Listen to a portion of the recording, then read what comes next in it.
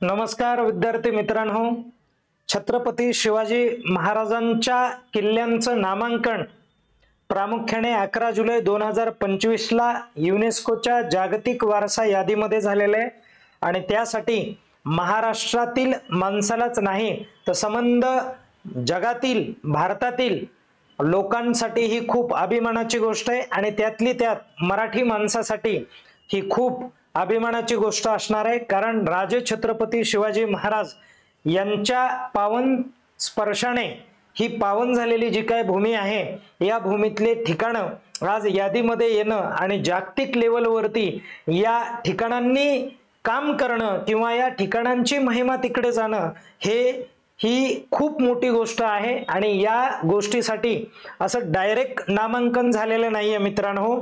जानेवारी 2024 पासून लढा चालू होता तर तो आज कुठेतरी सक्सेस झालेला आहे। जवळपास या लोकांना 18 महिने या स्थळांसाठी कामं करावी लागली आणि त्यासाठी कुठेतरी ही 12 किल्ले या यादीमध्ये समाविष्ट झालेली, त्यातील 11 किल्ले ही महाराष्ट्रामधील आहेत लक्षात ठेवा आणि एक किल्ला हा तामिळनाडू मधील आहे आणि ज्या किल्ल्याला तुम्ही जिंजी म्हणून ओळखता या सर्व किल्ल्यांचा आपल्याला इथे आढावा घ्यायचा आहे। या भागावरती या टॉपिक वरती परीक्षेमध्ये येणारे अतिशय महत्त्वपूर्ण जे काही प्रश्न आहेत हे प्रश्न आपण या व्हिडिओ मधून बघणार आहोत। तत्पूर्वी मी असिस्टंट प्रोफेसर रमेश घोरपडे आणि तुमच्या समोर आजच्या या भागामध्ये महत्त्वपूर्ण टॉपिक वरती चर्चा करायला आलेलो आहे। वेळ न घालवता बघा पहिला प्रश्न, जागतिक वारसा स्थळे कोण निश्चित करतं? तर मित्रांनो त्याचं जे काय उत्तर असणार आहे ते युनेस्को असणार आहे। जवळपास सर्वांना माहिती आहे। त्यानंतर बघा नंतरचा सेकंड नंबरचा आपण प्रश्न बघूयात। तर या प्रश्नाचं उत्तर आपण व्यवस्थित चेक करून घेऊयात। बघा वर्ल्ड हेरिटेज डे हा जो दिवस आहे हा दिवस कधी साजरा केला जातो? तर 18 एप्रिलला साजरा केला जातोय। त्यानंतर 2025 पर्यंत भारतात एकूण किती युनेस्को जागतिक वारसा स्थळे कार्यरत आहेत? 2025 पर्यंत म्हणायलाय तर 2025 पर्यंत म्हणलं की 44 हा मुद्दा लक्षात ठेवणं गरजेचं आहे मित्रांनो। थोडंसं आपण पुढे जाऊयात चला। भारतातील युनेस्को जागतिक वारसा स्थळ यादीत 73व्या नंबरचं जे काय ठिकाण आहे ते ठिकाण कोणतं आहे सांगायचं आहे। तर मोईडमस नावाचं ठिकाण हे आसाम मध्ये असलेलं आहे, हे पण तुम्हाला लक्षात ठेवायचं आहे। त्यानंतर बघा छत्रपती शिवाजी महाराज टर्मिनस जे मुंबईला स्थित आहे सर्वांना माहिती आहे आणि युनेस्कोच्या जागतिक वारसा यादीमध्ये त्याचा समावेश कधी करण्यात आलेला आहे हे सर्वांना माहिती नसणार आहे। तर याचा समावेश 2004 साली करण्यात आलेला आहे, लक्षात राहू द्या। ठीक आहे चला पुढे जाऊयात आपण। तर विद्यार्थी मित्रांनो युनेस्कोच्या जागतिक वारसा स्थळांच्या यादीत 2025 पर्यंत महाराष्ट्रातील एकूण किती स्थळांचा समावेश होता? तर एकूण 7 स्थळांचा समावेश होता। 25 म्हटलं की 7 असणार आहे आणि 6 उत्तर कधी ठरेल? 2024 पर्यंत 6 ठिकाणांचा समावेश आहे। आता एक नव्याने ठिकाण वाढलेलं आहे मित्रांनो। पहिलं ठिकाण आहे अजिंठा लेणी, कोणतं आहे? अजिंठा लेणी आहे आणि दुसरं ठिकाण कोणतं असणार आहे? वेरूळ लेणी असणार आहे। तिसऱ्या ठिकाणाचा विचार केला तर या ठिकाणी CSMT छत्रपती शिवाजी महाराज टर्मिनस असणार आहे। चौथं ठिकाण असणार आहे व्हिक्टोरिया अँड आर्ट डेको वास्तुशैलीचं ते ठिकाण आहे, ते पण ठिकाण यामध्ये। आणि 5 नंबरला बघा कळसुबाई उपक्षेत्र म्हणून प्रसिद्ध आहे, हे एक ठिकाण आहे। आणि त्यानंतर पश्चिम घाट हे एक ठिकाण आहे, पश्चिम घाट। ठीक आहे अशा पद्धतीने। आणि एक 7वं शेवटचं बघा 7 नंबरचं मराठा मिलिटरी लँडस्केप अशा पद्धतीचं 7 नंबरचं आत्ता नामांकन मिळालंय। किती तारखेला रे बाबा? 11 जुलै. मी जरा यावरती प्रश्न त्यासाठी मी जरा विश्लेषण देत नाही मित्रांनो, कारण मग पुढचे प्रश्न तुम्हाला लगेच लक्षात येतील. ओके, मी थोडंसं जास्त बोलत नाही प्रश्नावर, म्हणजे काय होईल माहितीये का की यावरती आपण प्रश्न तयार केलेले आहेत, त्याचा रस निघून जाईल अगोदरच जर उत्तरं दिली तर. पुढे प्रश्न येणार, आपण तसे उत्तरं देणार आहोत. बघा, सुंदरबन राष्ट्रीय उद्यान जागतिक वारसा यादीमध्ये असलेले ठिकाण कोणत्या राज्यामध्ये आहे ते तुम्हाला सांगायचं आहे. तर जर ते राज्य तुम्हाला विचारलं तर ते पश्चिम बंगाल आहे मित्रांनो, लक्षात राहू द्या. कारण पश्चिम बंगालमध्ये भारतामधून गंगा नावाची रिव्हर तिकडे जाते आणि ही गाळ वाहून इकडे आणते, आणि त्यानंतर चायनामधून ब्रह्मपुत्रा नावाची रिव्हर अरुणाचल प्रदेशमध्ये प्रवेश करून आसाममध्ये प्रवेश करून ती या ठिकाणी येते. आणि हे जे सुंदरबन आहे, हे सुंदरबन जगातला सर्वात मोठा त्रिभुज प्रदेश आहे. लक्षात ठेवा, कोणता प्रदेश आहे तो? त्रिभुज प्रदेश. त्रिभुज प्रदेश जगातील सर्वात मोठा त्रिभुज प्रदेश आहे, लक्षात ठेवा, खूप महत्वाचा आहे. आपण पुढे जाऊयात. चला, नंतरचा प्रश्न, जंतर मंतर हे जागतिक वारसा स्थळ कोणत्या राज्यामध्ये आहे हे आपल्याला व्यवस्थित समजावून घ्यायचंय. तर इथे थोडासा गोंधळ होऊ शकतो तुम्हाला, कारण जंतर मंतर हे दिल्लीमध्ये पण आहे आणि राजस्थानमध्ये पण आहे, आणि हवामान खात्याच्या संदर्भातले हे ठिकाणं आहेत. तर लक्षात ठेवा, जे राजस्थानमध्ये जे ठिकाण आहे, राजस्थान मधील ठिकाणाला हे जे जंतर मंतर राजस्थानमध्ये जे आहे, या ठिकाणालाच फक्त युनेस्कोच्या यादीमध्ये समाविष्ट करण्यात आलेलं आहे. तुम्ही म्हणाल दिल्लीच्या का नाही केलं? तर दिल्लीचं मित्रांनो हे जे ठिकाण आहे हे ऐतिहासिक ठिकाण आहे, लक्षात ठेवा, ऐतिहासिक ठिकाण आहे. आणि युनेस्को म्हटलं ना तर हे ऐतिहासिक ठिकाण विचारात घेणार नाही, म्हणजे पूर्णपणे, बरं का, पूर्णपणे ऐतिहासिक नाही. तर तिथे वेगवेगळ्या प्रकारचे निकष पूर्ण करायला पाहिजेत. सांस्कृतिक घटक आणि त्याचबरोबर नैसर्गिक घटक, हे दोन घटक विचारात घेणं त्यांना खूप महत्वाचं आहे बघा. ओके, म्हणून हे जे मुद्दे आहेत हे तुम्हाला राजस्थानच्या जंतर मंतर मध्ये बघायला मिळतील, म्हणून त्यांनी या ठिकाणाला त्या यादीमध्ये समाविष्ट केलेलं आहे, बाकी दुसरं काहीच कारण नाहीये. चला, मानस वाईल्ड लाईफ सेंच्युरी हे जे आहे, हे सेंच्युरी कुठे आहे? तर ते आसाम मध्ये आहे, लक्षात राहू द्या.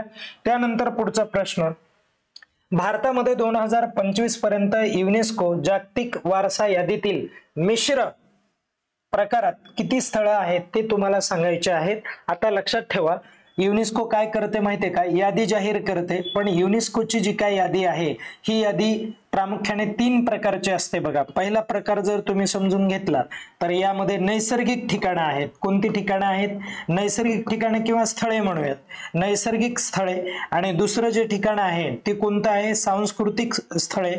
ओके, सांस्कृतिक स्थळे.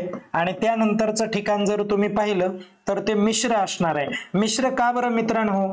तर यामध्ये काय आहे माहितीये का, ज्या ठिकाणामध्ये सांस्कृतिक आणि नैसर्गिक या दोन्ही ठिकाणांचा बोध करण्यात आलेला आहे किंवा त्याच्यामध्ये तशा क्वालिटीज आहेत, तसे निकष या ठिकाणी लागू होतात, तर अशा ठिकाणाला आपण मिश्र यादी म्हणूयात. आणि मिश्र यादीमध्ये समाविष्ट केलेलं ठिकाण किती आहे? तर आपल्या भारतामध्ये एकच आहे फक्त. किती आहे? एकच आहे. ते आपण पुढे बघूयात. ओके, म्हणजे त्यावरती प्रश्न आहे म्हणून सांगत नाहीये बरं का. आता आपण पुढे जाऊयात. बघा, त्यानंतरचा प्रश्न, 2025 पर्यंत भारतात एकूण किती युनेस्को जागतिक वारसा स्थळे आहेत भारतामध्ये ते तुम्हाला सांगायचं आहे. तर भारतामध्ये मित्रांनो 44 ठिकाणं आहेत. एकूण ठिकाणं विचारले आहेत. कुठे विचारली त्यांनी? भारतामध्ये विचारलेले आहेत. कोणत्या यादीमध्ये? जागतिक वारसा यादीमध्ये किंवा जागतिक वारसा स्थळे तुम्हाला विचारलेले आहेत. ओके, ते रिपिटेशन झालेला क्वेश्चन होता. युनेस्कोच्या जागतिक वारसा यादीत महाराष्ट्रातील 11 किल्ल्यांचा समावेश करण्यात आलेला आहे. बरोबर आहे, महाराष्ट्रामधले किती किल्ले आहेत? 11 किल्ले आहेत आणि तारीख पण 11च आहे, लक्षात राहू द्या.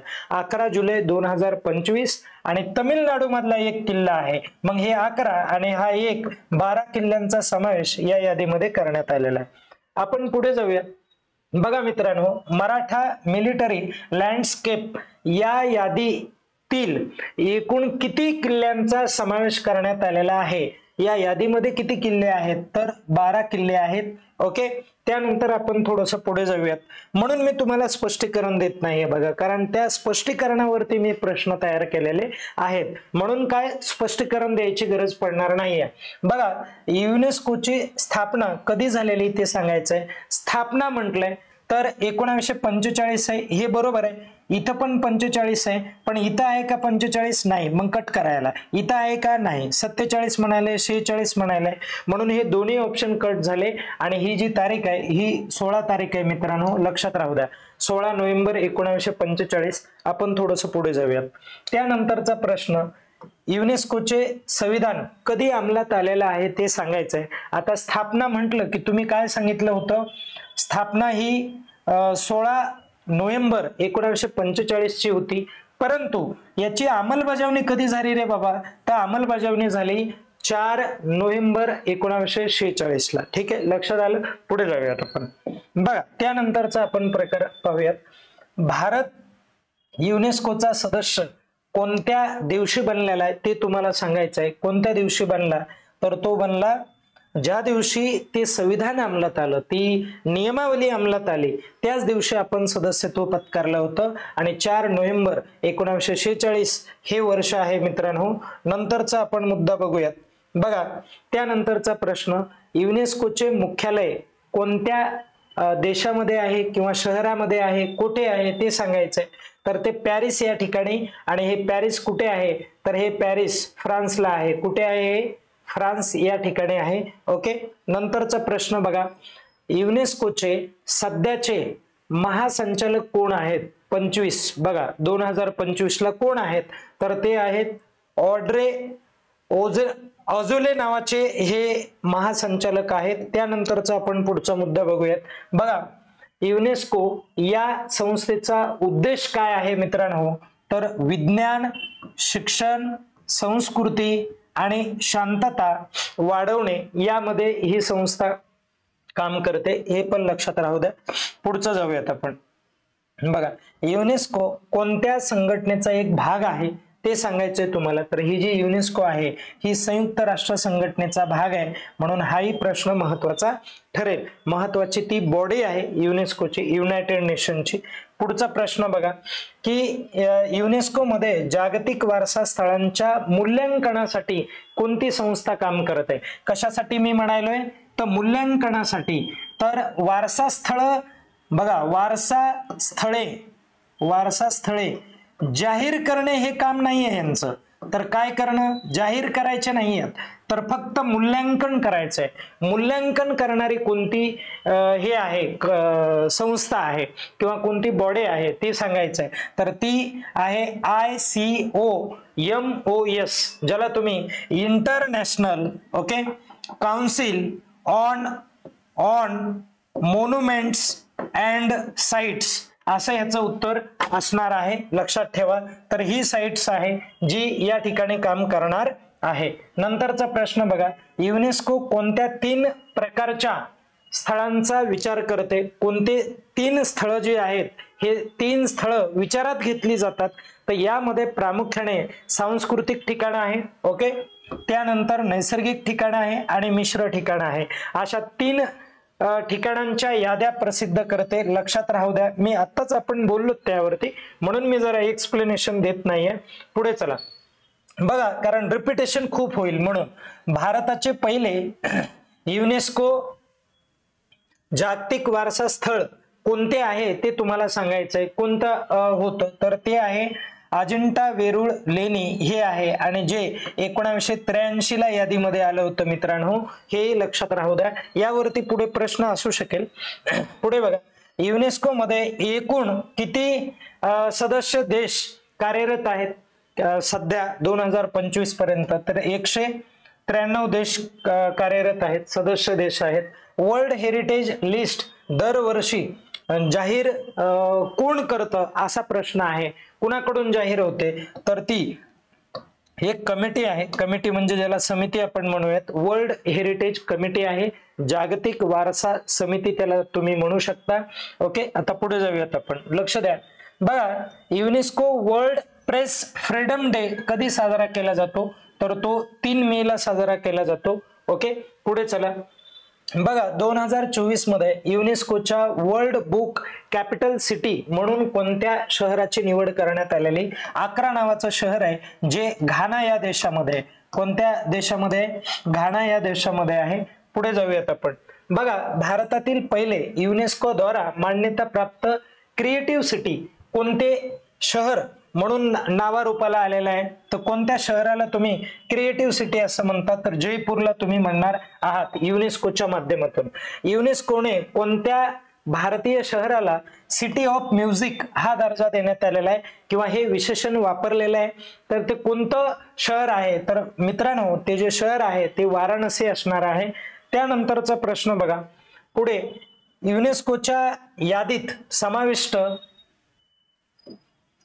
शांतिनिकेतन हे जे ठिकाण आहे हे ठिकाण कोणत्या महापुरुषाच्या संदर्भात आहे ते तुम्हाला सांगायचं आहे. तर रवींद्रनाथ टागोर किंवा रवींद्रनाथ टागोर यांच्या संदर्भामध्ये. पुढचा प्रश्न बघा. वेस्टर्न घाट युनेस्कोच्या जागतिक वारसा स्थळ यादीमध्ये कोणत्या वर्षी समाविष्ट करण्यात आलेला आहे? तर काय विचारलंय त्यांनी? वेस्टर्न घाट, ज्याला तुम्ही पश्चिम घाट असं म्हणता, हा जो पश्चिम घाट आहे हा कोणत्या वर्षी यादीमध्ये समाविष्ट करण्यात आला? तर तो 2012 ला समाविष्ट करण्यात आला. खूप महत्वाचा प्रश्न आहे तो. पोलीस भरतीचं PYQ आहे बरं का, हे लक्षात राहू द्या. PYQ आहे हा. आता पुढे जाऊयात आपण. नंतरचा मुद्दा बघा. वेस्टर्न घाट किती राज्यामध्ये पसरलेला आहे? मित्रांनो वेस्टर्न घाट हा महाराष्ट्रापासून सुरू होतो, महाराष्ट्रापासून सुरू होईल. महाराष्ट्रानंतर तो गोव्यामध्ये जातो, गोव्यानंतर तो कर्नाटकमध्ये इंटर होणार आहे आणि कर्नाटक नंतर तो केरळमध्ये पण जाणार आहे आणि केरळ नंतर तो तेलंगणामध्ये जाईल. म्हणजे एकूण किती राज्य झाले रे बाबा? 5 झाले की नाही? आणि मग 5चं जे काय ऑप्शन आहे ते तुम्हाला टिक करावं लागेल. ठीक आहे, चला पुढे जाऊयात आपण. बघा वेस्टर्न घाट युनेस्को यादीत कोणत्या प्रकारचा वारसा स्थळ म्हणून समाविष्ट करण्यात आलेला आहे? बघा वेस्टर्न घाट हे जे आहे ना हे कोणत्या लिस्ट मध्ये टाकलेलं आहे ते तुम्हाला सांगायचं आहे. तर ते नॅचरल लिस्ट मध्ये टाकलेलं आहे. कोणत्या लिस्ट मध्ये टाकलंय? नॅचरल लिस्ट मध्ये टाकलंय. म्हणजे थोडक्यात नैसर्गिक यादीमध्ये समाविष्ट करण्यात आलेलं आहे. ओके, वेस्टर्न घाटवरच प्रश्न आहे. हे कोणत्या पर्वत रांगामध्ये येणार आहे ते तुम्हाला सांगायचं आहे. तर महाराष्ट्राच्या या भागाला आहे ते पश्चिम भागाला आहे आणि पश्चिम भागाला कोणती पर्वतरांग पसरलेली? तर सह्याद्रीची आहे, म्हणून हे उत्तर होणार आहे. लक्षात राहू द्या. आता पुढे जाऊयात आपण. तर कांचनगंगा नॅशनल पार्क किंवा त्याला कांचनजंगा नॅशनल पार्क या नावाने पण ओळखलं जाणार आहे. तर ते कोणत्या राज्यामध्ये आहे ते तुम्हाला सांगायचं आहे. तर ते सिक्कीम राज्यामध्ये आहे मित्रांनो, लक्षात राहू द्या. ठीक आहे, आपण पुढे जाऊयात. नंतरचा जो काय प्रश्न असणार आहे तो काय आहे बघा. कांचनजंगा राष्ट्रीय उद्यान किंवा कांचनगंगा म्हणलं तरी चालेल रे. कांचनजंगा राष्ट्रीय उद्यान युनेस्कोच्या जागतिक वारसा यादीत कोणत्या वर्षी समाविष्ट करण्यात आलेला आहे? तर हे जे ठिकाण आहे हे युनेस्कोच्या यादीमध्ये 2016 ला समाविष्ट करण्यात आलेला आहे. त्यानंतर पुढचा मुद्दा. भारतातील एकमेव युनेस्को मिक्स म्हणायला आहे बरं का, लक्षात राहू द्या. मिक्स म्हणजे मिश्र यादी. ठीक आहे, मिक्स वर्ल्ड हेरिटेज साईट कोणती आहे ते तुम्हाला सांगायचंय. तर एकच आहे आणि एक साईट तुम्हाला परीक्षेत विचारली जाते आणि ती कोणती आहे? तर कांचनजंगा नॅशनल पार्क. आणि हे कुठे आहे तुम्हाला माहिती आहे. ओके, असं म्हणून ते लक्षात राहू द्या. आता पुढचा मुद्दा बघा. खालीलपैकी कोणती प्रजाती कांचनजंगा किंवा कांचनगंगा राष्ट्रीय उद्यानामध्ये आढळते? तर रेड पांडा नावाचा हा जो प्राणी आहे तो इथे आढळतो, यासाठी ते प्रसिद्ध आहे. ओके, पुढे चला. नंतरचा मुद्दा बघा. युनेस्कोने कोणत्या अधिवेशनात म्हणायलंय? कशामध्ये म्हणायलंय? अधिवेशनामध्ये म्हणायलंय, म्हणजे कॉन्फरन्स मध्ये म्हणायलंय. तर कोणत्या अधिवेशनात मराठा मिलिटरी लँडस्केप यांचा समावेश जागतिक वारसा यादी म्हणून किंवा स्थळ म्हणून समावेश केलेला आहे? तर ते कोणतं अधिवेशन होतं? तर कोणतं अधिवेशन होतं ते? कितवं होतं अधिवेशन? तर 47 नंबरचं अधिवेशन आहे आणि ज्यामध्ये 12 किल्ल्यांचं नाव यादीमध्ये घेण्यात आलेलं आहे. बघा, मराठा मिलिटरी लँडस्केप हे जागतिक वारसा स्थळ कोणत्या प्रकारात समाविष्ट करण्यात आलेलं आहे हे तुम्हाला सांगायचं आहे. तर हे जे आहे मित्रांनो, हे सांस्कृतिक प्रकारामध्ये समाविष्ट करण्यात आलेलं आहे. इथे गोंधळ करू नका, हा सांस्कृतिकच मुद्दा आहे. व्यवस्थित विचार करून तो मी प्रश्न तयार केलेला आहे. ओके, चला पुढे जाऊयात आपण.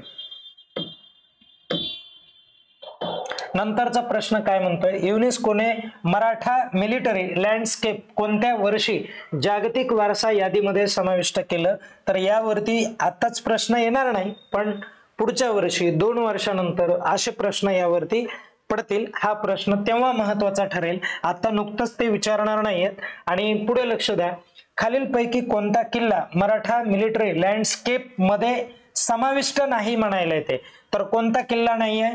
तर सिंहगड नाही, राजगड आहे, शिवनेरी आहे आणि रायगड पण आहे. ओके, चला आता पुढे आपण जाऊयात. नंतरचा प्रश्न, मराठा मिलिटरी लँडस्केप यामध्ये एकूण किती किल्ल्यांचा समावेश आहे? तर सर्वांना मला कमेंट करून सांगा. ओके, हा प्रश्न मला तुम्ही कमेंट करून सांगा. नंतर 47वे जागतिक वारसा अधिवेशन कोणत्या शहरात आयोजित करण्यात आलेलं आहे? तर ते पॅरिस मध्ये आयोजित करण्यात आलं होतं, लक्षात राहू द्या. म्हणजे थोडक्यात फ्रान्स मधलं ते शहर आहे, the capital of France, that is Paris. And then next question बघा, मराठा मिलिटरी लँडस्केप मधील कोणता किल्ला समुद्रातील बेटावर आहे म्हणायला येते? कशावर आहे? बेटावर आहे. तर तो कोणता किल्ला आहे? सुवर्णदुर्ग नावाचा किल्ला आहे, हे पण तुम्ही लक्षात ठेवा. ओके, चला पुढे जाऊयात आपण. कोणता किल्ला छत्रपती शिवाजी महाराजांच्या जन्मासाठी प्रसिद्ध आहे? कमेंट करून सांगणार आहेत. त्यानंतरचा प्रश्न बघा, छत्रपती शिवाजी महाराजांचा राज्याभिषेक हा कोणत्या किल्ल्यावर झालेला आहे? ते पण तुम्ही कमेंट करून सांगणार आहेत. त्यानंतरचा प्रश्न बघा, अफजल खानाचा वध हा कोणत्या किल्ल्यावर झालेला आहे? किल्ल्यावर म्हणण्यापेक्षा किल्ल्याच्या ठिकाणी झालेला आहे, ते तुम्हाला कमेंट करून सांगायचं आहे. त्यानंतरचा प्रश्न बघा, खालीलपैकी कोणता किल्ला हा नौदल संरक्षणासाठी प्रसिद्ध आहे? तर तो किल्ला कोणता आहे? तर सुवर्णदुर्ग हा किल्ला आहे. आणि तुम्ही मला कमेंट करून सांगाल की सुवर्णदुर्ग हा कोणत्या जिल्ह्यामध्ये आहे. ओके, हे तुम्हाला कमेंट करून सांगायचं आहे. त्यानंतरचा एक शेवटचा प्रश्न, पावसाचा पलायन म्हणजे महाराजांनी जेव्हा संकट आलं होतं तेव्हा हा किल्ला सोडला होता आणि विशालगडावरती गेले होते. कोणत्या गडावरती गेले होते? विशालगड. तर मला तुम्ही सांगायचं आहे हा किल्ला नेमका कोणता आहे ते तुम्ही कमेंट करून सांगाल. आणि त्यानंतर बघा रे, प्रतापगड जो आहे तो कोणत्या जिल्ह्यामध्ये येतो ते पण मला तुम्ही कमेंट करून सांगाल. पन्हाळागड, रायगड आणि खांदेरी. ओके, लक्षात आलं तुम्हाला? हा खांदेरी किल्ला महत्वाचा आहे रे. हा खांदेरी किल्ला काय झालं होतं माहितीये का? तर एका बेटाचं संरक्षण करण्यासाठी या किल्ल्याची निर्मिती करण्यात आलेली आणि इंग्रजांसोबत लढण्यासाठी या किल्ल्याची निर्मिती करण्यात आलेली आहे. आणि मित्रांनो, हा किल्ला मुंबई या बेटासाठी तयार करण्यात आलेला होता, हे पण तुम्ही थोडंसं लक्षात राहू द्या. ठीक आहे, अशा पद्धतीने हा पार्ट अतिशय महत्वाचा होता. या पार्ट वरती मोठ्या प्रमाणावरती प्रश्न विचारले जाणार आहेत आणि हे प्रश्न काही बेसिक होते परंतु काही ॲडव्हान्स लेवलचे आणि महत्त्वपूर्ण असलेले तुम्हाला बघायला मिळतील. हे खूप महत्वाचं आहे. ओके, आता मित्रांनो एक शेवटचा मुद्दा मी तुम्हाला विचारतो. आता इथे मला तुम्ही सांगा, कमेंट करून मला तुम्ही सांगणार आहात की इथे आपण जो मुद्दा घेत आहोत किंवा ज्याच्याविषयी बोलत आहोत, बरोबर, ज्या संघटनेविषयी आपण बोलत आहोत त्या संघटनेचा तुम्हाला फुल फॉर्म सांगायचा आहे. तर सर्वजण त्या संघटनेचा फुल फॉर्म काय असेल ते मला कमेंट करून सांगाल. ठीक आहे, युनेस्को नावाची ही जी संघटना आहे या संघटनेचा फुल फॉर्म काय आहे ते मला सांगा तुम्ही. या संघटनेची स्थापना कधी झाली ते पण मला तुम्ही व्यवस्थित समजून द्या. ठीक आहे, स्थापना कधी झाली ते पण तुम्ही चांगल्या पद्धतीने टाकाल अशी अपेक्षा करतो. ओके, चला आता या ठिकाणी आपण थांबूयात. हे प्रश्न व्यवस्थित तुम्ही परत एकदा बघा आणि या प्रश्नांचा तुम्ही सराव करा. धन्यवाद. या ठिकाणी आपण थांबूयात आणि स्वतःची काळजी घ्या आणि अभ्यास करत राहा. आणि त्यानंतर शेवटी सर्वांना धन्यवाद. थँक्यू.